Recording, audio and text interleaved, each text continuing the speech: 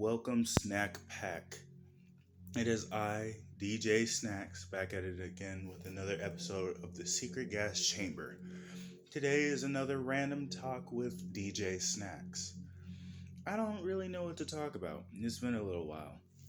I mean, I guess I lost a little bit of motivation doing this, but then when I actually realized that doing a podcast and everything is what I wanted to do, I built up the motivation to do it again. So here I am.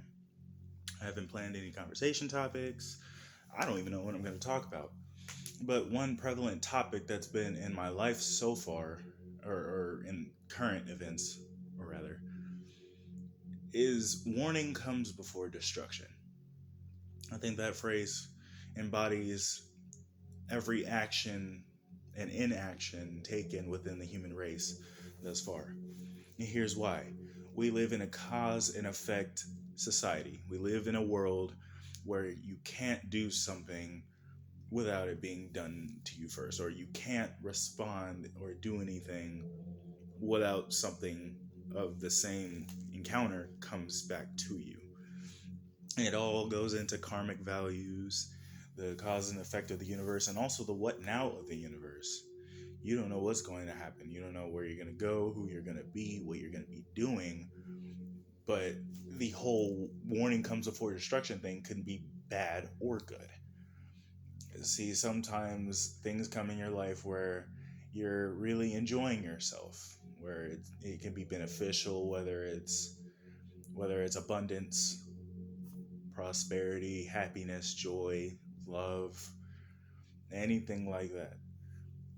You're gonna have some sort of warning or sign from the universe or from God or whatever you believe that it's going to happen before it happens, so that when it does happen, you don't respond in a way that's going to potentially make you lose what you just gained.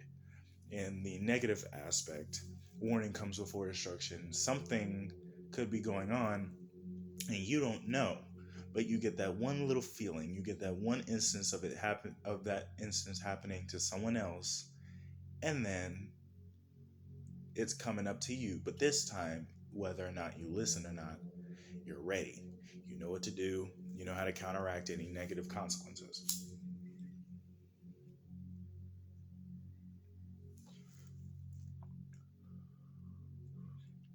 But I also find that it's tricky. Warning comes before destruction. There's two aspects before the destruction even comes. Hell, there's two steps before even the warning comes. The warning comes, right? You get a sign, a synchronicity, or you hear a ringing, or a set of events is taking place in cause and effect order of operations. One of two things can happen. One, you can hear the warning, and two, you can heed the warning. Some people don't hear the warning and then boom, they're destroyed. They did something, karmic value came back and haunted them before they can catch up to themselves. Or they do hear the warning, but they don't heed it. Now, heeding the warning is where wisdom comes into play and intelligence comes into play, and sometimes even common sense. Because if you have a warning that something is going to go awry, whether positive or negative, if something's going to go awry and you have a warning and you don't want to heed that warning, you're potentially destroying yourself by not listening to that warning. But then there's people who do hear the warning and then heed the warning. And most of the time, you don't get destroyed because you already have a countermeasure. You already can counteract what life has to offer. You don't really have to suffer the blunt force of the consequences because warning came, thus destruction didn't come.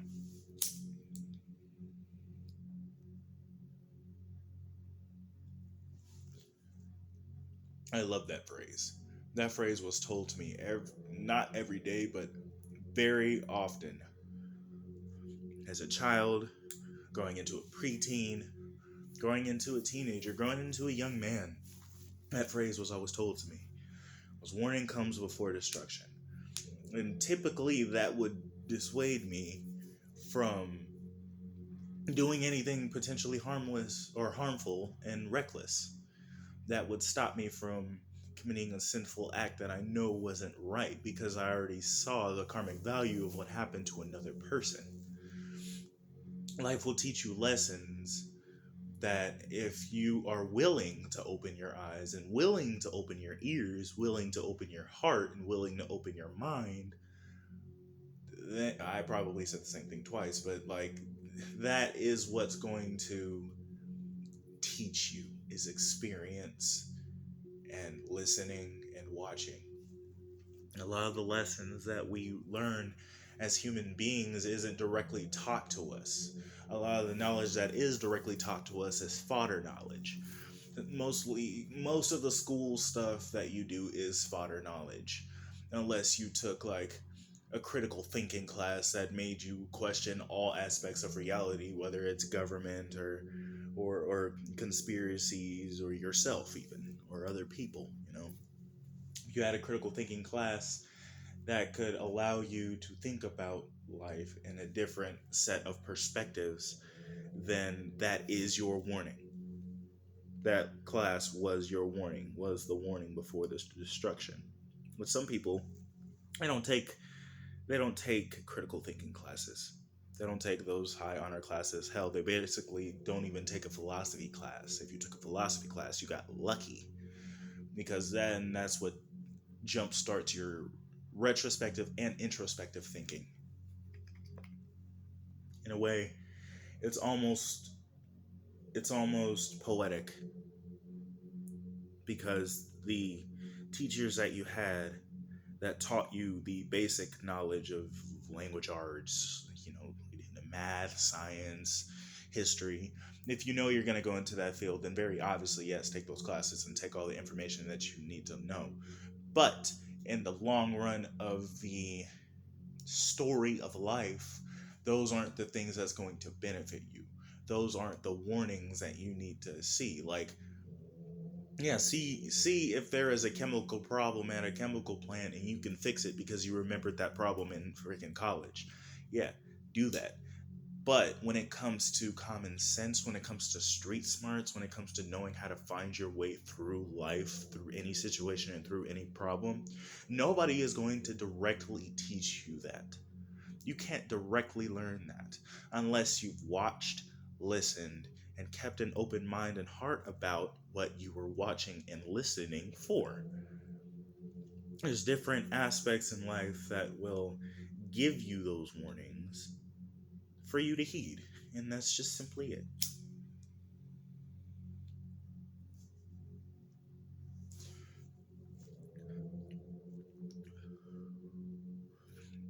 Not to even mention the destruction that not heeding a warning that you may receive, the destruction that could do to everyone else.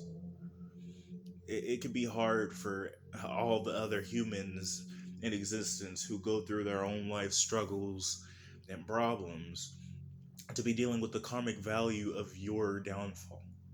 What I mean by that is when you damage yourself and when you damage, if it's at least one other person, you are damaging future people because that one person is going to remember the slight that you did to them. And that one person is going to take and carry that pain with them for the rest of their life. That's treating people way different than what they're typically used to and what they typically deserve.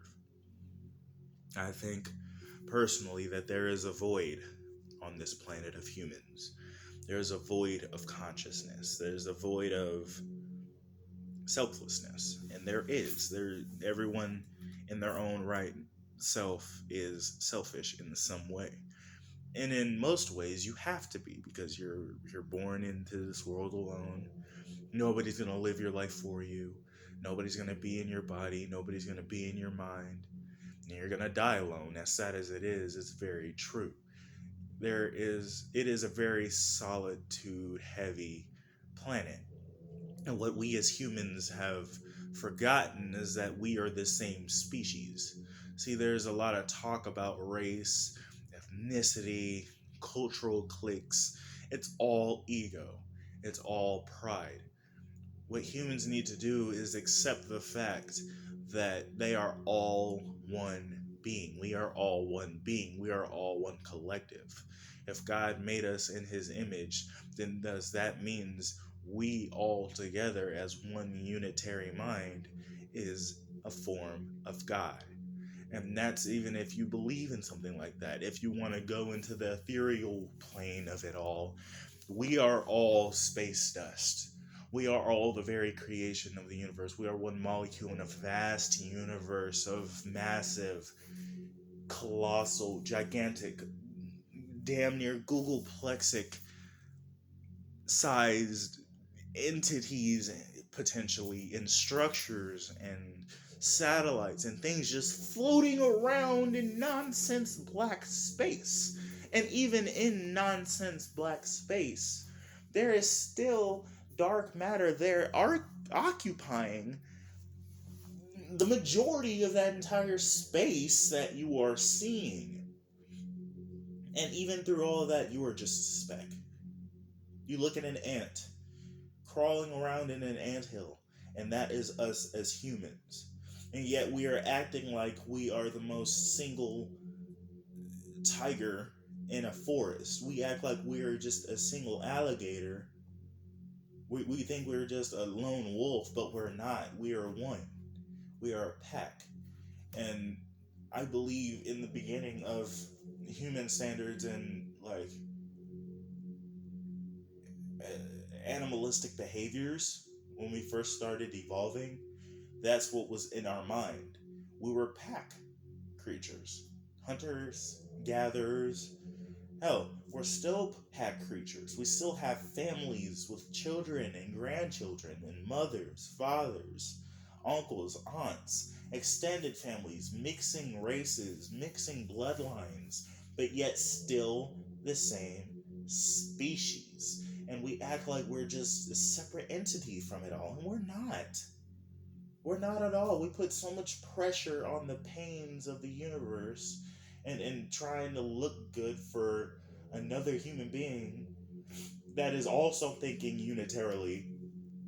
You know, it's all it's all counterintuitive because here we are, a conscious species of being who is willing to smarten and enlighten themselves, yet we are thrown into an egotistical and prideful setting. Why? Why must we separate by color of skin or religious practices? Why is politics even a thing? Yes, I understand you have to have a system to rule people, but when you set people to make their own decisions, truly make their own decisions, yes, it can be anarchy, but eventually the anarchy will play itself out. Eventually people will start to realize that you cannot live without the other. One cannot live without the other. You can't live without other human beings. Other human beings can solve the problems of human beings. And I think part of the problem is that we're looking for, and do not misconstrue my words on this matter, because I too am a religious man of sorts. I think religion, in the separation of religion, rather, the separation of religion and the ideals that come with it is what sets people apart.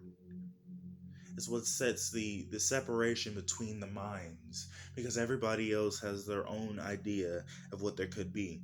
Hell, there's even people that think that there's nothing after we die and that there's complete and utter darkness. Hell, we wouldn't even know we would be dead because our brain would be dead. There would be nothing.